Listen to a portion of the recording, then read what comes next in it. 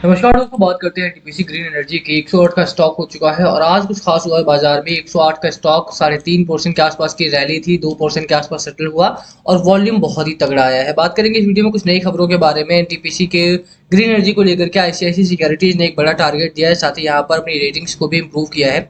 उस खबर के साथ ही चर्चा करेंगे एफआईआई के डेटा की, क्योंकि एनटीपीसी में अगर आप बात करेंगे तो बहुत सारे डेटा पॉइंट्स चेंज हुए हैं आज के दिन में खास तौर पर। तो उन सभी चीज़ों पर चर्चा करेंगे। साथ ही बात करेंगे इसके लेटेस्ट टारगेट की, अगर 3 महीने या 6 महीने का टारगेट ब्रोकरेज हाउसेस क्या दे रहे हैं, और अगर कोई 1 साल से ज़्यादा रखने की कोशिश करता है या फिर 2 साल 5 साल का टारगेट लेकर के चल रहा है, तो क्या वहां पर टारगेट हो सकता है आने वाले दिनों में।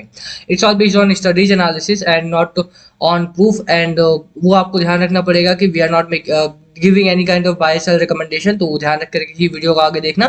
चलिए स्टार्ट करते हैं वीडियो को, बट उससे पहले अगर आप चैनल पे नए हो तो प्लीज चैनल को सब्सक्राइब कर दो, हिट दैट बेल आइकन ताकि आपको नोटिफिकेशन मिल सके। चलिए स्टार्ट करते हैं। सबसे पहले बात करें आज के बाजार की, तो बाजार के हालात बहुत ही अच्छे रहे। बाजार में आज एक अच्छी रैली आई, निफ्टी 50 में भी, निफ्टी नेक्स्ट 50 में भी और बैंक निफ्टी में के भी द्वारा। अच्छा, ये जो पूरी की पूरी रैली थी वो बैंकिंग सेक्टर के लेड रैली थी। तो अगर बैंकिंग सेक्टर को अगर आप देखेंगे तो banking sector were the first ones to move ahead.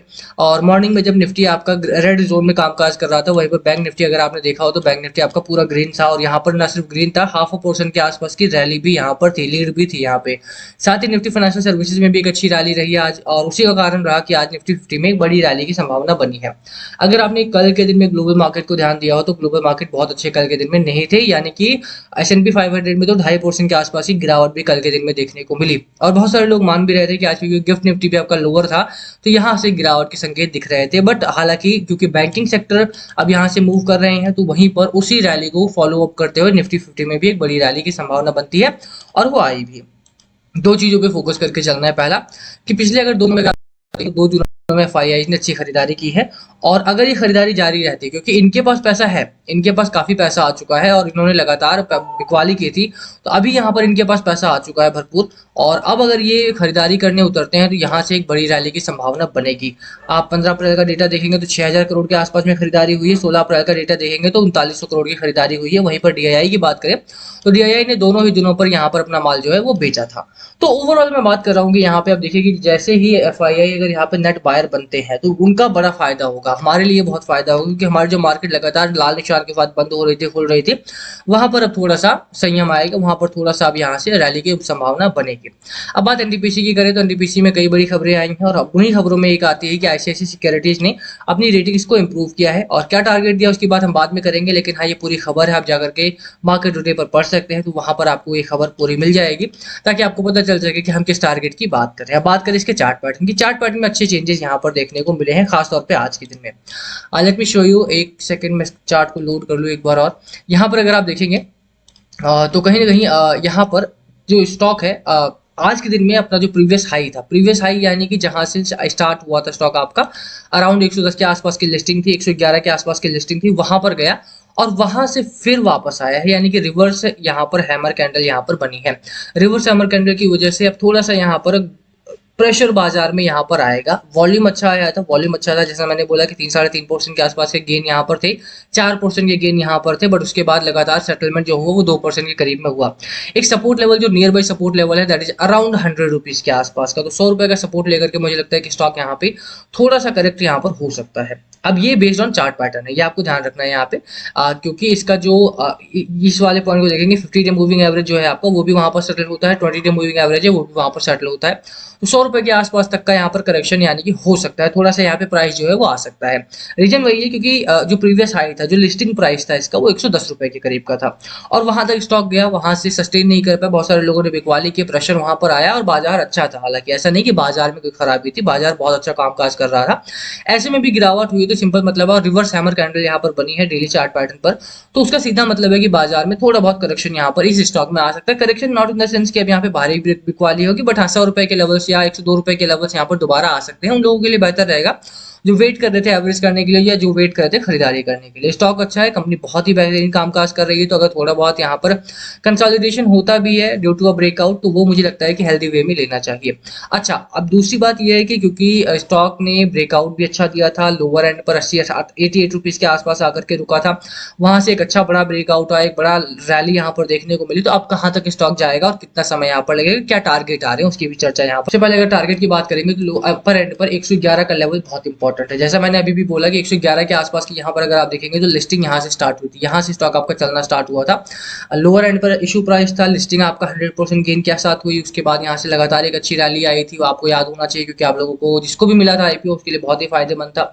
I did not get it, but मैंने फिर जिस दिन खुला उस दिन मैंने बाय किया और मैं लकीली बहुत टाइम से निकल गया क्योंकि मुझे पता था कि हाइप बहुत ज़्यादा है, तो मैं अराउंड लोअर एंड पर ही निकल गया था। 110 के आसपास मैंने बाय किया था, 124 125 के आसपास मैं निकल गया था। बट उसके बाद मैंने दोबारा एंट्री नहीं ली क्योंकि मुझे पता था कि ओवर हाइप स्टॉक है और क्योंकि फ्यूचरिस्टिक कंपनी है, उसके बारे में बात करेंगे हम यहाँ पे। तो जिन लोगों ने भी आईपीओ वगैरह में इन्वेस्ट किया था उसको फायदा मिला और वही प्राइस है 110 से 111 का, तो वहां पर बिकवाली थोड़ी सी आई है। अब वो ब्रेकआउट जब मिलेगा ना तो उसके बाद एक बड़ी रैली की संभावना बनेगी और वो बड़ी रैली आपको अराउंड जो प्राइस आपका जाएगा दैट इज अराउंड 124 125 के आसपास का, जो कि बेसिक प्राइस था जहां से नीचे आना स्टार्ट हुआ था तेजी से, जब उसके बाद बहुत तेजी से स्टॉक आपका नीचे आया था 124 और उसके बाद फिर आपका अपर एंड पर जो स्टॉक है आपका 150 रुपए के आसपास के लेवल आपको देखने को मिलेंगे।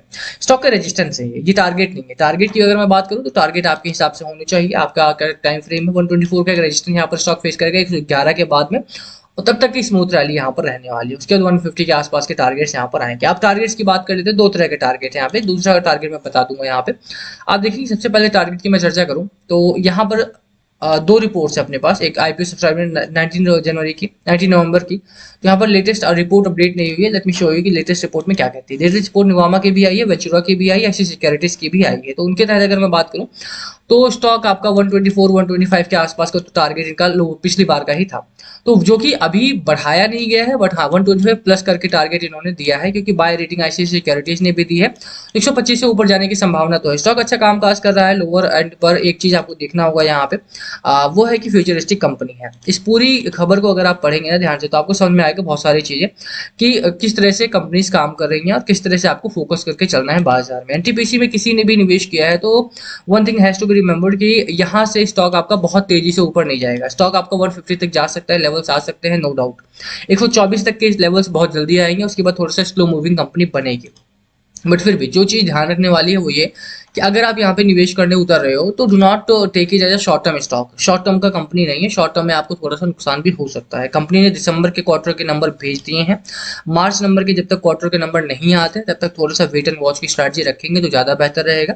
साथ में एक और चीज़ है क्योंकि देखो जैसे मैं हमेशा कहता हूँ कि एनटीपीसी ग्रीन एनर्जी या फ्यूचरिस्टिक कंपनी, आइनॉक्स विंड हो गया, सुजलॉन हो गया या एनटीपीसी ग्रीन हो गया या और कंपनी जो फ्यूचरिस्टिक कंपनी जो रिन्यूअल्स में काम कर रही है या जो सिर्फ रिन्यूअल्स में काम कर रही है। अगर आपने एनटीपीसी बाय किया है जिसके पास एनटीपीसी ग्रीन एनर्जी के सब्सटैंशियल शेयर्स हैं तो आप सेफ जोन में। बट अगर आप एनटीपीसी ग्रीन एनर्जी बाय कर रहे हो और आप सोच रहे हो कि एक साल में मेरा पैसा डबल हो जाएगा, 3 गुना हो जाएगा, 10 गुना हो जाएगा, तो डबल होना चांसेस आर हाई कि हो सकता है क्योंकि मार्केट बहुत तेजी से नीचे गिरा और वो फिर हो सकता है। आई एम नॉट सेइंग कि नहीं ही होगा क्योंकि अगर आप मैचडॉक को देखेंगे तो 30 गुना हो गया वो 5 सालों में क्योंकि हाइप बनी थी उसकी।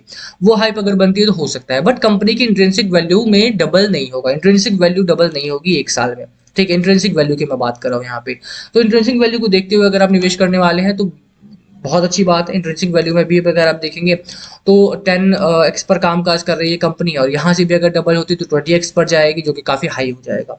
इसी वजह से थोड़ा सा संभल के कामकाज करेंगे, बहुत ही रियलिस्टिक अगर रखेंगे अपने गोल्स को तो ज्यादा बेहतर रहेगा। एनटीपीसी ग्रीन एनर्जी बहुत अच्छी कंपनी है और मुझे लगता है कि आने वाले दिनों में बहुत अच्छा कामकाज भी करेगी। जिस तरह की हाइप पहले बनी थी अगर उस तरह की हाइप बनती है तो दोबारा से 150 के नंबर्स बहुत ही जल्द आपको देखने को मिलेंगे।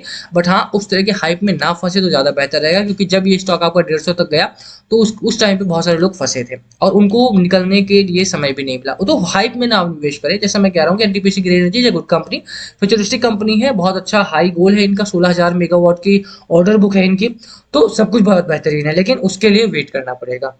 ठीक है, तो वो जानकारी बहुत इंपॉर्टेंट है कि आप किस वजह से निवेश कर रहे हैं, तो वो आपको फोकस करके चलना पड़ेगा। बाकी 125 के आसपास के टारगेट अभी तक आ रहे हैं, वो टारगेट लेकर के चलिए। बाकी क्या है आपकी राय, क्या है आपकी स्ट्रैटेजी स्टॉक को लेकर, कंपनी को लेकर, प्लीज कमेंट करके शेयर करना। वीडियो को यहीं खत्म करेंगे। पसंद आए तो लाइक करना, चैनल पे नहीं हो तो सब्सक्राइब किए बिना मत जाना। Thank you for watching NS. Please comment में पूछना हो तो and the famous disclaimer, please do not take it as a buy sell recommendation. We are just for making videos to educational purposes, and before taking any decision on your investment, taking NTPC and green energy or the video I have made, the stocks that I have made video on, तो अपने financial adviser से जरूर बात कर लें तो ज़्यादा बेहतर रहेगा। किसी भी स्टॉक को मैंने वीडियो की हो तो उस पर आंख बंद करके भरोसा ना करें, अपने फाइनेंशियल एडवाइजर से जरूर कंसल्ट करें, वो ज़्यादा बेहतर रहेगा। थैंक